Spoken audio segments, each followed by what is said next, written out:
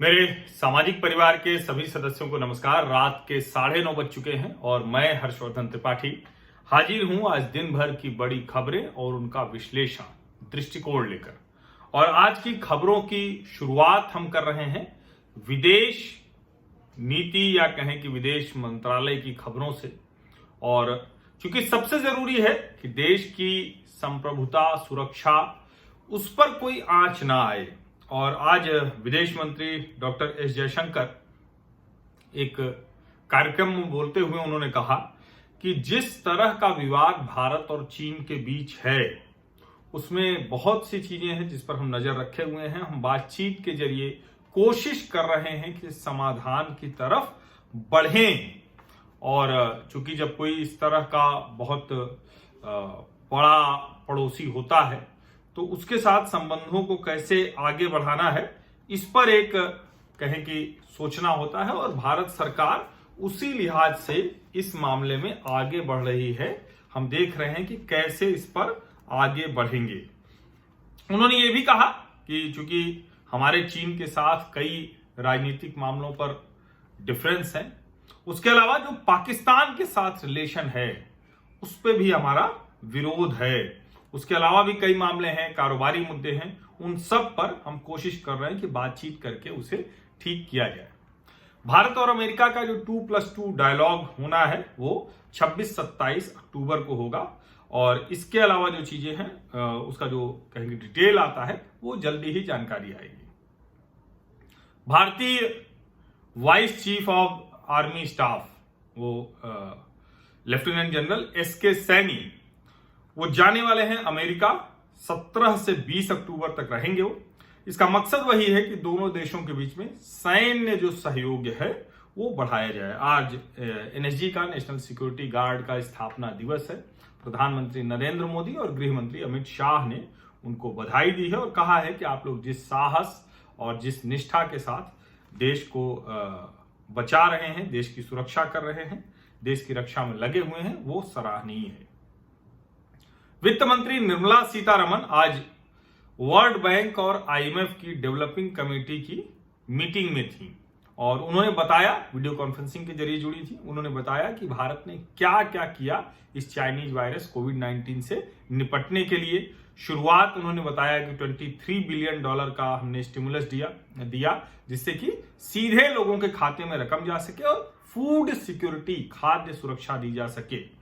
और इसके बाद स्पेशल इकोनॉमिक पैकेज विशेष आर्थिक पैकेज दिया हमने $271 बिलियन का, जिसमें प्रधानमंत्री नरेंद्र मोदी का आत्मनिर्भर भारत का आह्वान अभियान भी शामिल था। और उन्होंने कहा कि जो जरूरत होगी तो फिर हम उसके लिहाज से भी कदम उठा रहे हैं। और एक बात तो है कि भारत दुनिया में, और आज मैं गीता गोपीनाथन का साक्षात्कार पढ़ रहा था जो चीफ इकोनॉमिस्ट हैं अभी आईएमएफ की, उन्होंने कहा है कि भारत ने जिस तरह का पैकेज दिया है और जिस तरह की चीजें की हैं वो बहुत बेहतर है इस वायरस से निपटने में। जिस साइज की इकोनॉमी है, जितना एक तरह से कहें जितना स्पेस है उसमें बहुत बेहतर है। और उसमें उन्होंने ये जरूर कहा कि कई चीजें तेजी से करनी होंगी, हालांकि सरकार वो कर रही है। और उन्होंने जो फार्म और लेबर बिल्स हैं, कोड्स हैं, उसकी उन्होंने बहुत तारीफ की है। हम इस मुश्किल से उबर रहे हैं, इसके लक्षण दिखने लगे हैं, इसके संकेत दिख रहे हैं। हालांकि मुश्किल बड़ी है, संकट बड़ा है। हम अभी बता चुके हैं कि आईएमएफ ने 10% से ज्यादा की गिरावट की बात कही है, लेकिन उसके बावजूद जो सितंबर महीने का आंकड़ा आया है society of Indian automobile manufacturers की तरफ से, सियाम की तरफ से, सितंबर में 4 पहिया 26.45 यानी करीब 27% ग्रोथ बढ़ी है सितंबर 19 से सितंबर 20 में। 2 पहिया 2 व्हीलर बाइक स्कूटी 11.64 यानी करीब 12% ज्यादा दोपहिया बिकी है। तिपहिया की बिक्री गिरी है बहुत ज्यादा, 71.91%। इसका मतलब समझते हैं, देश के अलग अलग हिस्सों में तिपहिया यानी जो 3 व्हीलर हैं जो पब्लिक ट्रांसपोर्ट के लिए इस्तेमाल होते हैं उसका उपयोग बहुत घटा है। और मैं जब प्रयागराज में था, प्रतापगढ़ में था, अयोध्या में था, तो मैंने आपको बताया कि ठाणे की, मुंबई की, पुणे की, नागपुर के नंबर की ऑटो वो इन जगहों पर मुझे दिखी और कितने लोग भी लौट पाए हैं। और जाहिर है कि ये दो आंकड़े 4 व्हीलर और 2 व्हीलर बताते हैं कि लोग अपने लिए गाड़ियां खरीद रहे हैं, कारें खरीद रहे हैं, 2 व्हीलर खरीद रहे हैं। लेकिन जो पब्लिक ट्रांसपोर्ट अगर इतना कम हुआ है तो दो वजह है। एक तो वायरस का डर अभी है लोगों में, और जिंदगी सामान्य नहीं हुई है। यानी कोई तिपहिया खरीद लेगा तो चलाएगा कहां, ये वो सोच रहा है। सरकार लगातार ऐसे फैसले ले रही है जिससे भारत के उद्योगों को आसानी हो, वो थोड़ा तेजी से बढ़ सकें, इस मुश्किल से निकल सकें। और आज इसी कड़ी में भारत सरकार ने एयर कंडीशनर्स विद रेफ्रिजरेंट्स, सभी ऐसे एसीज पर उनके आयात पर रोक लगा दी है। सबसे ज्यादा चीन और थाईलैंड से आ रहा था, तो बहुत अच्छा है। हमारे देश के जो आत्मनिर्भर भारत जो प्रधानमंत्री नरेंद्र मोदी ने कहा, उसमें ये सहूलियत होगी, आसानी होगी।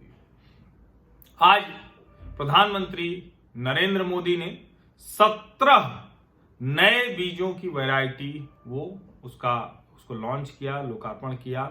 एग्रीकल्चर यूनिवर्सिटी और कृषि वैज्ञानिकों को बधाई देते हुए उन्होंने कहा कि ये किसानों को ताकत देने वाला एक और कदम है। और इसी मौके पर बोलते हुए उन्होंने एक बात कही, क्योंकि आज विश्व खाद्य दिवस है।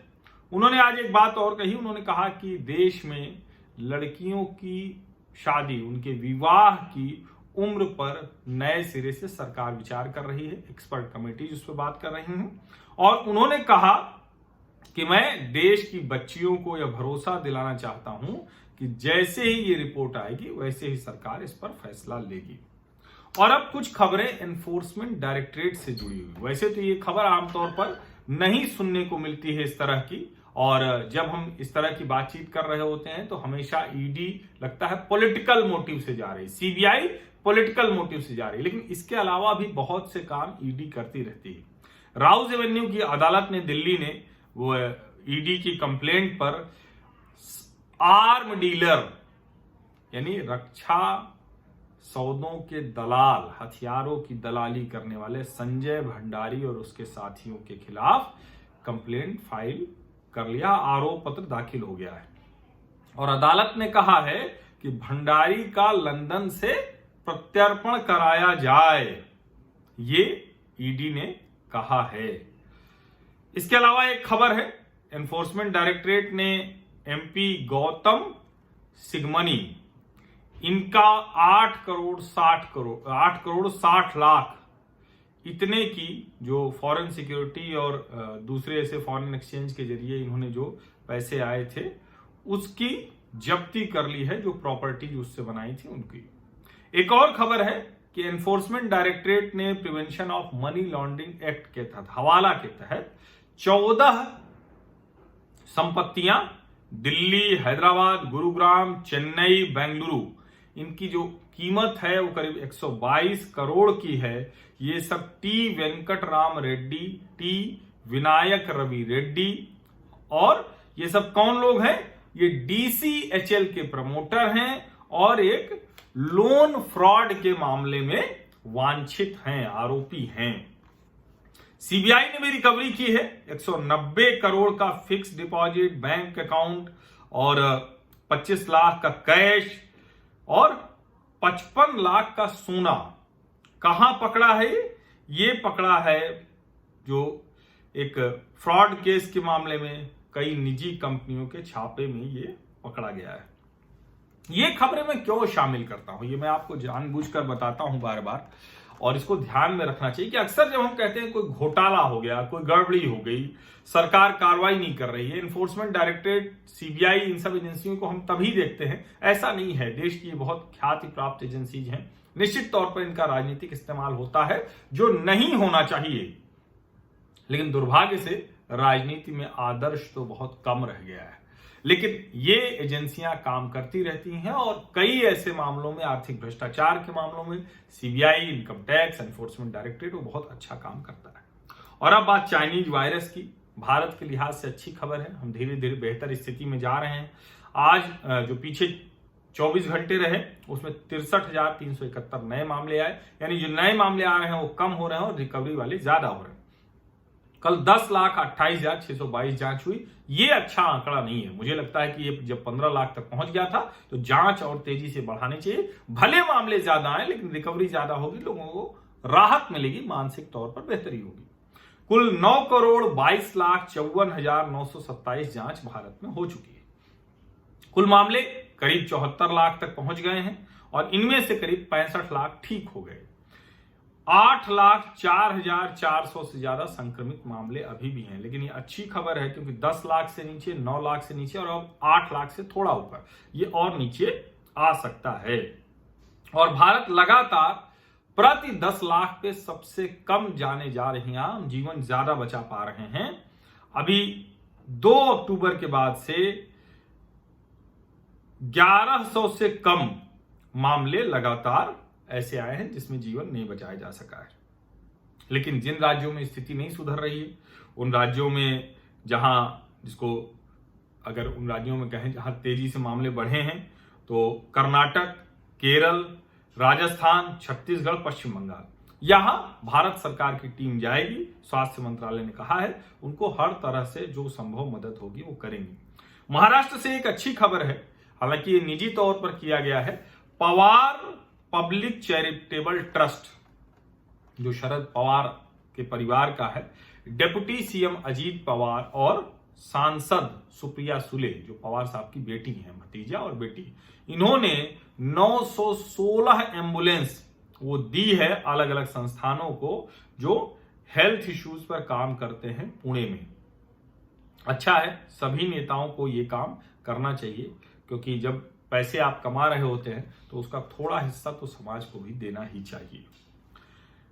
और अब एक ऐसी खबर जिसको बार बार हम कहते हैं ना कि कोरोना वॉरियर, योद्धा, और इस सब के बीच में दिल्ली के कई अस्पतालों में डॉक्टर्स को सैलरी नहीं मिल रही, तनख्वाह नहीं मिल रही। शर्मनाक है ये।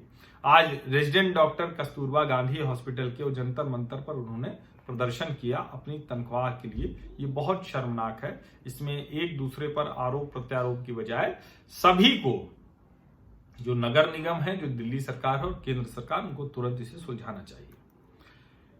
दिल्ली के मुख्यमंत्री अरविंद केजरीवाल ने आज कहा कि चूंकि दिल्ली में नए कॉलेज नहीं बन पा रहे हैं, जो नियम कायदे कानून है उसकी वजह से दिल्ली विश्वविद्यालय से मान्यता लेनी होती है, इसीलिए कट ऑफ बहुत हाई जाता है और जरूरी है कि नए कॉलेज खुले। मुझे लगता है कि ये बहुत जरूरी है, बहुत अच्छा है। उन्होंने शिक्षा मंत्री को लिखा है और बेहतर होगा कि जल्दी से इस कानून में संशोधन किया जाए और नए कॉलेज और यूनिवर्सिटी दिल्ली में खोलने की इजाजत दी जाए। दिल्ली सरकार ने एक और अच्छा काम किया है कि जो इलेक्ट्रिक व्हीकल होंगी इनका रजिस्ट्रेशन फी से इनको एग्जम्प्ट कर दिया है और 11 अक्टूबर तक रोड टैक्स भी इनको नहीं देना होगा। और अब उत्तर प्रदेश की बात, जहां कल आपने खुलेआम गोली चलते देखी थी। धीरेन्द्र सिंह ने खुलेआम गोली मारी और एक हत्या कर दी।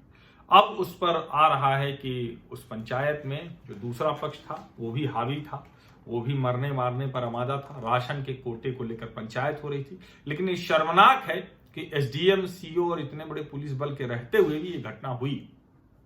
सबको निलंबित कर दिया गया है और जो वहां एएसपी बलिया संजय यादव के मुताबिक 8 में से 2 नामजद देवेंद्र और नरेंद्र सिंह पकड़ लिए गए हैं। 20-25 गैर नामजद लोगों की भी तलाश चल रही है। पुलिस कह रही है कि हम कोशिश करेंगे जल्दी से जल्दी सबको पकड़ लें, कड़ी से कड़ी कार्रवाई की जाएगी। लेकिन सुरेंद्र सिंह, जिनके नजदीकी धीरेन्द्र सिंह हैं, भाजपा के विधायक हैं सुरेंद्र सिंह, उन्होंने कहा कि मैं ये नकार नहीं सकता धीरेन्द्र सिंह से अपने संबंध, और मैं क्या, भाजपा नहीं नकार सकती। ये पूरा परिवार भाजपा को वोट देता है और कोई भी उन 6 महिलाओं के दर्द को नहीं देख रहा है जो इसमें घायल हुई हैं। और मैं इस बात की निंदा करता हूं कि प्रशासन एक तरफा कार्रवाई कर रहा है। और उन्होंने कहा कि अगर आत्मरक्षा में धीरेन्द्र सिंह ने गोली नहीं चलाई होती तो उसके परिवार के कई लोग मारे गए होते। अब ये इस तरह का बयान, सुरेंद्र सिंह वैसे भी ऊट पटांग बयानों के लिए जाने जाते हैं। उत्तर प्रदेश से एक और खबर है। हाथरस में जो एसआईटी की जांच थी वो पूरी हो गई है। वो राज्य सरकार को जल्द अपनी रिपोर्ट सौंपेंगे। लेकिन इस बीच पीड़ित परिवार लगातार कह रहा है कि उत्तर प्रदेश से बाहर सुनवाई हो, बाहर जांच हो। एक और खबर, राम जन्मभूमि मामला सुलझ गया, मंदिर निर्माण शुरू हो गया और अब श्री कृष्ण जन्मभूमि के बगल से ईदगाह मस्जिद हटाने के लिए याचिका न्यायालय ने स्वीकार कर ली है। अगली सुनवाई 18 नवंबर को होगी। पश्चिम बंगाल में, चूंकि हाथरस में पीड़ित परिवार कह रहा है उत्तर प्रदेश से बाहर, पश्चिम बंगाल में भारतीय जनता पार्टी के राष्ट्रीय सचिव अरविंद मेनन ने याचिका डाली है कि जो 138 पेंडिंग मामले हैं, लंबित मामले हैं उनके पार्टी नेताओं के खिलाफ, उसको कहीं और किया जाए, राज्य से बाहर किया जाए। मध्य प्रदेश से खबर है कि वहां जहरीली शराब पीने से 12 लोगों की जान चली गई। अब पुलिस ने 9 लोगों को गिरफ्तार कर लिया है, कार्रवाई हो रही है। लेकिन दुर्भाग्य से ऐसी खबरें देश के अलग अलग हिस्सों से लगातार आती रहती हैं। आती हैं तो राजनीति होती है, थोड़ी बहुत कार्रवाई होती है, लेकिन वो कोई उसका पुख्ता इंतजाम नहीं हो पाता है। गरीब जो ऐसे शराब पीने वाले होते हैं वो ऐसी जहरीली शराब के, अवैध शराब भट्टियों से आने वाली शराब के शिकार होते हैं। बहुत कमाई होती है, प्रशासन, भ्रष्टाचारी तंत्र, ये सब इसमें शामिल होता है। ये कोई एक राज्य, एक जिले की बात नहीं, ये पूरे देश की बात है। लेकिन जब कहीं घटना होती है तो राजनीति होती है। कमलनाथ ने कहा कि उज्जैन में शराब माफिया पिछले 7 महीनों में फिर से उत्पन्न हो जाना बड़े दुख की बात है। मध्य प्रदेश में जब तक मैं था, मैंने मुहिम चलाई थी, किसी की हिम्मत नहीं थी, कोई मुझे दबा नहीं सकता था, पर आज माफिया का राज है। शिवराज सिंह चौहान ने कहा कि कमलनाथ जी माफियाओं के चर्चे कर रहे हैं, लेकिन असली माफिया कौन है, ये जब उनकी सरकार थी तो उनके मंत्री बताते रहे और उनके साथ वो काम करते रहे। पहले कमलनाथ जी को जनता को जवाब देना चाहिए। तो ये एक दूसरे पर आरोप प्रत्यारोप हो रहा है। हम उम्मीद करते हैं कि जो जांच हो रही है वो ठीक होगी। जिनको गिरफ्तार किया गया है, अगर वो दोषी हैं तो उनको सजा दिलाई जा सके। छत्तीसगढ़ में एक नक्सली जो जिसके ऊपर 1 लाख का इनाम था वो मारा गया है और ये बसागुड़ा पुलिस स्टेशन है। आईजी बस्तर पी सुंदर राज ने बताया। छत्तीसगढ़ के सरगुजा जिले में वहां के ग्रामीण जो है 39 गांवों के लोग विरोध कर रहे हैं जो प्रस्तावित लेमरू एलिफेंट रिजर्व है उसका। और जो राज्य मंत्री हैं, राज्य के मंत्री हैं, राज्य मंत्री कह रहा हूं, राज्य के जो मंत्री हैं छत्तीसगढ़ के, टीएस सिंहदेव साहब मुख्यमंत्री पद के दावेदार भी थे, वो कह रहे हैं कि I will stand by the villagers on this issue, यानी इस मुद्दे पर वो गांव वालों के साथ खड़े हैं। अब अगर मंत्री गांव वालों के साथ खड़े हैं तो अच्छा होगा कि सरकार इस पर गांव वालों के हक में जल्दी से जल्दी फैसला ले ले। और अब बात बिहार की। बिहार में चुनाव चरम पर पहुंच रहा है। बिहार में सब पार्टी अपने अपने प्रत्याशी लगभग घोषित कर चुके हैं। जो बचे खुचे हैं वो जल्दी से जल्दी घोषित कर देंगे। चिराग पासवान ने भी आज उन्होंने जो और प्रत्याशी थे उन्होंने वो घोषित कर दिया है। 26 प्रत्याशियों का ऐलान कर दिया है। गोविंदगंज एक सीट जिसका कहा जा रहा था क्योंकि वहां से उनका विधायक था, तो राजू तिवारी को उन्होंने फिर से टिकट दे दिया है। यहां वो भाजपा से लड़ेंगे। लेकिन अब नरेंद्र मोदी प्रधानमंत्री वो रैली शुरू करने जा रहे हैं। अब वो रैली करेंगे तो जाहिर है कि वो कुछ तो बात करेंगे और ये भी देखना होगा कि क्या उन पर भी नीतीश कुमार ये दबाव बनाते हैं, कहते हैं कि आपको भी ये बोलना चाहिए, जैसे जेपी नड्डा बोल रहे हैं कि हमारा कोई और सहयोगी नहीं है। प्रकाश जावड़ेकर ने कहा कि ये सब फालतू की बात है, कोई और यहां नहीं है और जो कोशिश कर रहा है वो, और खास करके उन्होंने चिराग पासवान का नाम लेके कहा कि उन्होंने अलग रास्ता चुना है, वो लोगों को बरगलाने भरमाने की कोशिश कर रहे हैं। लेकिन हमारी कोई भी बी या सी टीम नहीं है। एनडीए यानी भाजपा, जदयू, मांझी और मुकेश सहनी ये मिलके 3/4 बहुमत हासिल कर लेंगे। चिराग पासवान की पार्टी वोट कटवा भर रह जाएगी। और चिराग पासवान ने क्या कहा, उन्होंने वो वोट कटवा कह रहे हैं, वो अपना सीना काट के दिखाने को तैयार है, कह रहे सीना चीर के दिखा देंगे। क्यों?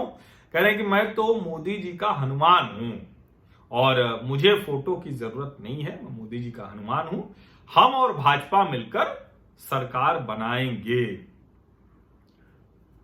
नड्डा जी ने कहा कि ये मोदी जी का प्रभाव है, मोदी जी की शैली है, मोदी जी की राजनीति है कि अब नेताओं को जाति पात दूसरी चीजों से हटकर अपना रिपोर्ट कार्ड दिखाना पड़ता है। पता नहीं वो इसमें नीतीश जी के लिए तो कुछ नहीं कह रहे थे, जिनके साथ वो सरकार चला रहे हैं। लेकिन एक और घटना हुई है।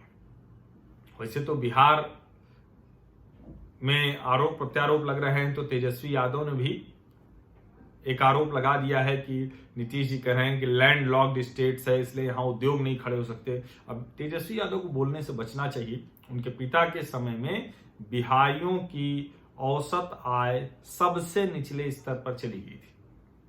नीतीश जी के समय में थोड़ी ठीक हुई है, हालांकि वो भी अभी बहुत कम है। और अगर औसत आय की बात करें तो 44,000 के आसपास है। उत्तर प्रदेश भी उससे लगभग दोगुना है, दोगुने से थोड़ा कम है, लेकिन लगभग यही स्थिति है। तो इससे समझना चाहिए कि कितना बुरा हाल है।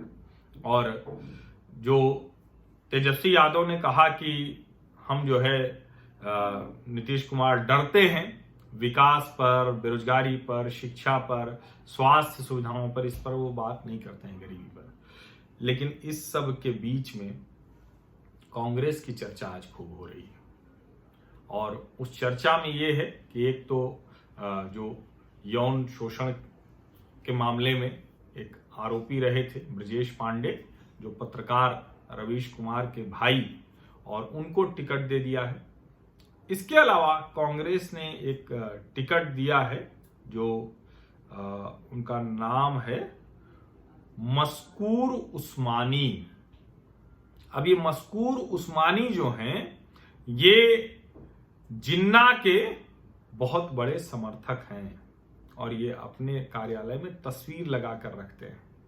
ऋषि मिश्रा जो कांग्रेस नेता हैं, उन्होंने पार्टी छोड़ी और क्या कहा? उन्होंने कहा कि ये बहुत गंदा मजाक है, मैंने जेडीयू इसलिए छोड़ा था कि मैं लड़ूंगा चुनाव। चलिए, मुझे टिकट नहीं दिया, कोई बात नहीं, लेकिन ऐसे व्यक्ति को जो देश विरोधी है उसको टिकट देकर कांग्रेस ने ठीक नहीं किया। अभी समझ में नहीं आता कांग्रेस ऐसी हरकतें क्यों करती है, ऐसे लोगों को क्यों गुपचुप बढ़ावा देती है। राष्ट्रीय पार्टी होकर ऐसी गतिविधियां करना, और जैसे बुक्कर जो डिक्लेरेशन है उसमें जो पार्टियां एक साथ आई हैं, तो उनका तो समझ में आता है कि वो अपनी कश्मीर की राजनीति कर रही हैं।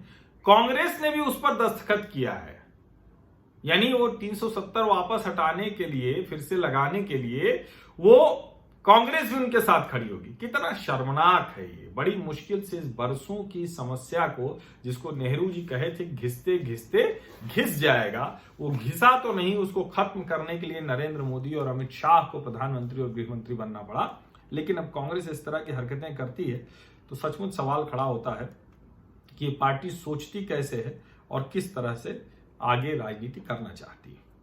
पंजाब में 19 अक्टूबर से 9 से 12 तक के विद्यालय खुलेंगे और सबसे जो बड़ा मसला है किसानों का, बड़ा बवाल चल रहा है। लेकिन दुर्भाग्य से इस बवाल में एक गंदा काम हो रहा है, बुरा काम हो रहा है। किसान पराली खूब जला रहे हैं। पंजाब की सरकार उनको रोक नहीं रही। उनको जो रकम देना था 2,500 प्रति एकड़ जो केंद्र की तरफ से प्रस्तावित है, वो भी नहीं दिया जा रहा है।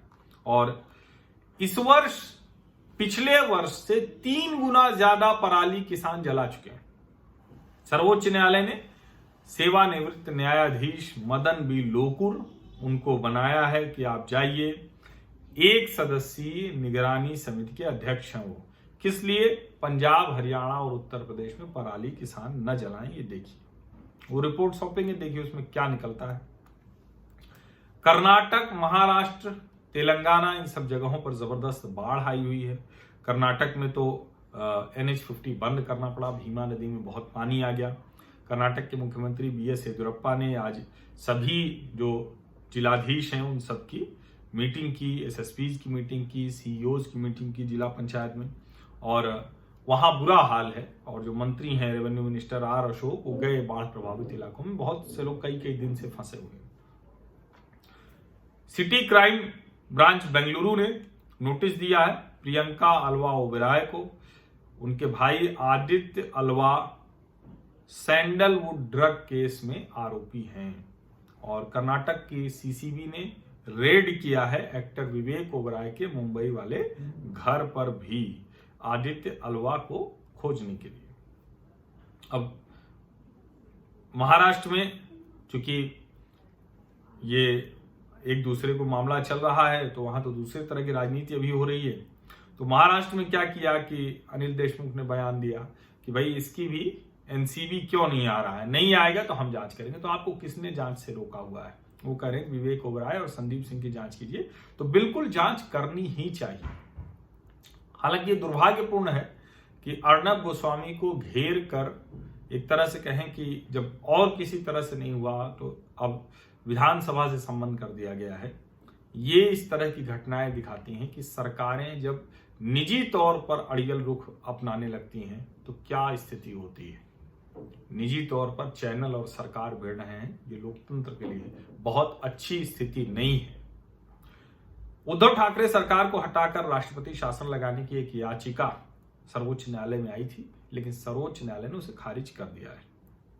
और मेरा भी मानना है कि लोकतांत्रिक तरीके से चुनी हुई सरकार को इस तरह से राष्ट्रपति शासन के जरिए बेदखल नहीं किया जाना चाहिए। महाराष्ट्र में भाजपा के विधायक है राम कदम, उन्होंने मुख्यमंत्री उद्धव ठाकरे को चिट्ठी लिखी है और कहा है कि रामलीला कराने की इजाजत दीजिए। संजय राउत ने कहा है कि आजकल पूरे देश में 2 राज्यपाल हैं, पश्चिम बंगाल, एक महाराष्ट्र, और कहीं पता नहीं राज्यपाल हैं या नहीं है। लेकिन जब इस तरह की खबरें आती हैं तो उसमें लगता है कि सचमुच राजनेता जब अपनी एकदम से, जिसको कहते हैं ना कि बड़े विचित्र टाइप की व्यवहार पर उतर आते हैं, तो वही देखने को मिल रहा है महाराष्ट्र में। तेलंगाना में एक बाढ़, चूंकि मैंने बताया कि बहुत आई हुई है, वहां भी गए हुए थे। वहां इब्राहिमपट्टनम के एमएलए मंची रेड्डी, किशन रेड्डी, और वो वहां गए हुए थे। उनके ऊपर भीड़ ने, जो बाढ़ प्रभावित क्षेत्र में थे, वहां चप्पल फेंक दी, उनकी गाड़ी भी तोड़ दी। लोगों का गुस्सा आता है कि जब ऐसे समय में जब उनकी सहायता की जरूरत होती है तो उस समय जनप्रतिनिधि गायब होते हैं। और अब बात जम्मू कश्मीर की। एक तो ये कि मैं आपको बता रहा हूं कि जब माता वैष्णो देवी के दर्शन करने आप जा सकते हैं, 7,000 तक का हो गया है। अब पोनी पिट्ठू पालकी सेवा भी शुरू हो गई। हेलीकॉप्टर और बैटरी चालित कार भी चल रही है। राज्य के बाहर से आ रहे हैं, कोविड जांच करा कर आना होगा। हालांकि वहां भी चाइनीज वायरस की जांच की सुविधा हो गई। और गिर राष्ट्रीय पार्क अब आम लोगों के लिए खोल दिया गया है। और एक खबर जिसको बार बार आप लोग कहते हैं कि इसकी चर्चा होनी भी क्यों चाहिए, लेकिन मुख्य विपक्षी पार्टी है। कांग्रेस अध्यक्ष के चुनाव की प्रक्रिया, यानी कांग्रेस के सांगठनिक चुनाव की प्रक्रिया शुरू हो गई है। उम्मीद कर सकते हैं कि सोनिया गांधी जी का उत्तराधिकारी, जो कि जाहिर है गांधी परिवार में से ही होगा, अगर कोई चौंकाने वाली खबर ना आ जाए तो ईश्वर करें सद्बुद्धि दे उनको कि आ जाए, तो अगले वर्ष आप लोग कांग्रेस का नया अध्यक्ष कौन होगा ये आपको पता चल जाएगा। और अमेरिकी राष्ट्रपति डोनाल्ड ट्रंप, उन्होंने जो बाइडेन को वर्स्ट प्रेसिडेंशियल कैंडिडेट बताया है। सर्वे में और मीडिया रिपोर्ट में तो ट्रंप बहुत पीछे चल रहे हैं, लेकिन पिछले चुनाव में भी, 2016 के चुनाव में भी, चुनाव होने से कुछ दिनों पहले तक ट्रंप को पीछे ही बताया जा रहा था। इसलिए चौंकाने वाले नतीजे आ सकते हैं। बहुत बहुत धन्यवाद। आज के दृष्टिकोण में बस इतना ही। और मेरे सामाजिक परिवार का हिस्सा बनने के लिए सब्सक्राइब कर लीजिए, नोटिफिकेशन वाली घंटी दबा दीजिए। सब्सक्रिप्शन पूरी तरह से फ्री है, कोई ज्वाइन बटन नहीं है, कोई मैंडेटरी नहीं है कि आप इतनी रकम देंगे तो इस चैनल को आप देख पाएंगे। लेकिन जो लोग स्वैच्छिक तौर पर आर्थिक सहयोग देते हैं उनका बहुत बहुत धन्यवाद।